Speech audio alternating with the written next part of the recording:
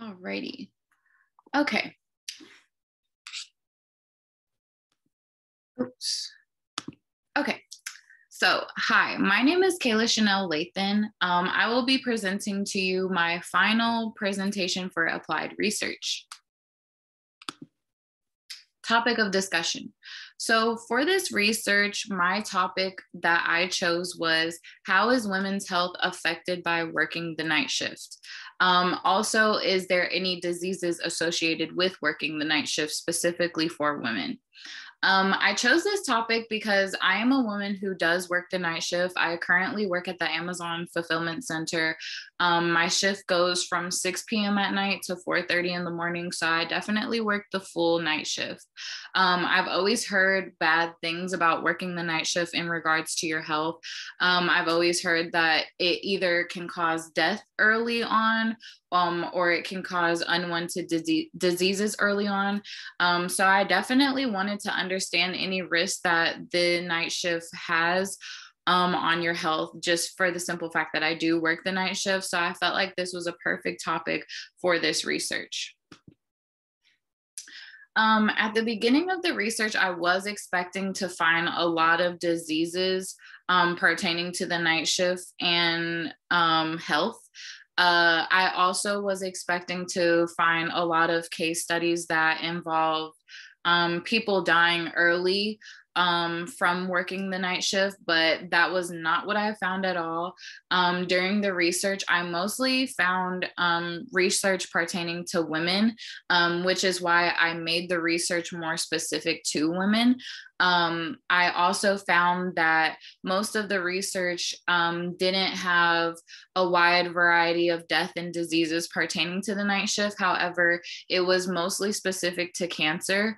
And the types of cancers that was specific to these cases were breast cancer and ovarian cancer, which was very interesting to find. I didn't see that people who work the night shift had like a wide variety of cancers. As we know, you can have skin cancer, you can have thyroid cancer, etc. But I didn't see any of those types of cancers. The only cancers that I found prevalent in the research studies that I had seen was breast and ovarian cancer.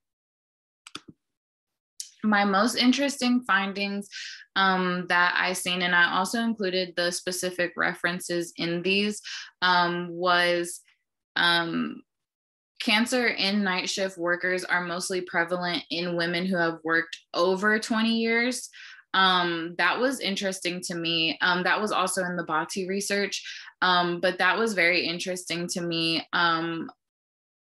I would assume that for most jobs, 20 years of exposures could cause any disease.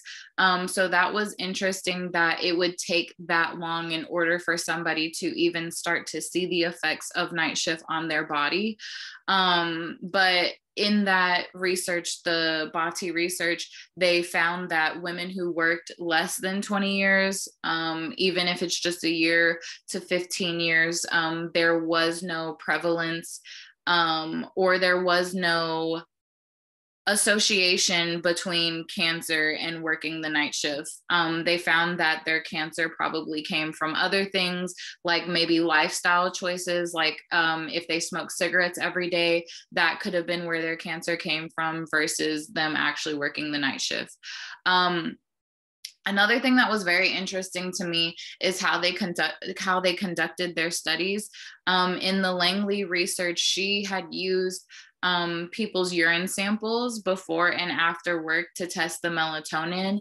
That was very interesting to me because I didn't even know that you could test for things like melatonin through your urine. So that was also very interesting. Lastly, in the Langley research, she found that, well, her prediction before she had started the research was that your melatonin and your sex hormone production is disturbed by the night shift. They did prove that, but they were trying to prove throughout the research that melatonin and sex hormone production can encourage cancer cells to be produced in your body. But they didn't have enough evidence throughout the research to prove that sex hormone production, low sex hormone production, and low melatonin production can cause cancer. So my overall takeaways is that I learned that working the night shift long term has harmful effects on your body. However, working the night shift for a short term amount of time doesn't have long term effects on your body. It doesn't have any negative effects on your body at all. Other takeaways that I learned throughout this research that didn't specifically pertain to my research, but did pertain to the actual project, was I learned how to successfully conduct a research. In my past classes, I've definitely looked through different articles and tried to understand articles. But throughout this project, I actually learned how to successfully look through articles and be able to take away useful information out of the articles. Before, in the past, when I looked at articles, they just looked like a whole bunch of words of information, and they kind of were a little bit overwhelming. But after this project, I definitely gained some tools that helped me kind of get through research papers without, not research papers. I found tools that helps me get through articles that doesn't have me getting anxiety, or it gives me a better understanding of what I'm actually reading. So that was a good takeaway. I also learned how to properly cite my own citations. That was like one of the biggest takeaways for me, because I'm a senior. So throughout my whole college career, I've used Citation Machine. And as we all know, Dr. Robbins has suggested that that is not a very useful source for citations. So I definitely feel more comfortable in creating my own citation while also using in-text citation. That was also something that was new for me. Throughout this project, I've definitely went through a little bit of struggles because it was a little bit more of a challenging project. But I have honestly learned a lot about research and how to conduct a research from this project. So what's next? To better the results of this research, we will need to include men in this study. I have personally looked on my own how men are affected by the night shift. And I also seen that men mostly have a prevalence in cancer as well, except for they obviously don't have breast or ovarian cancer. Their cancers are mostly prostate cancer. But I feel like it would be useful to add men to this study just so that the information can be used for everybody and not generalized just to women. Another thing that I feel like the research could use is more effective and valuable ways to take tests on patients. Majority of the tests were lifestyle questions. For the researches that I did choose, about 3 of them use lifestyle questions to determine if the night shift truly affected them or if they got cancer from working the night shift.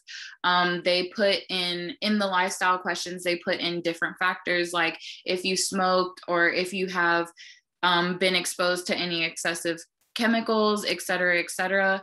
I feel like lifestyle questions are important, but as far as determining whether somebody got cancer from the night shift, I feel like they will need more evidence than just asking them questions.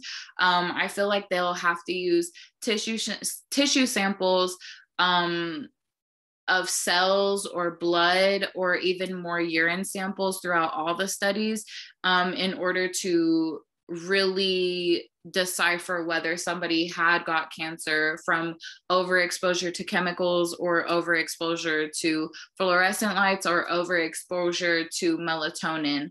I think that would be very helpful to make the research and the results within this research a little bit more accurate. And then these are a list of my references. Like I said, I used 5 different researches to come to the conclusions made throughout this study. Thank you so much for listening, and I hope you have a good day.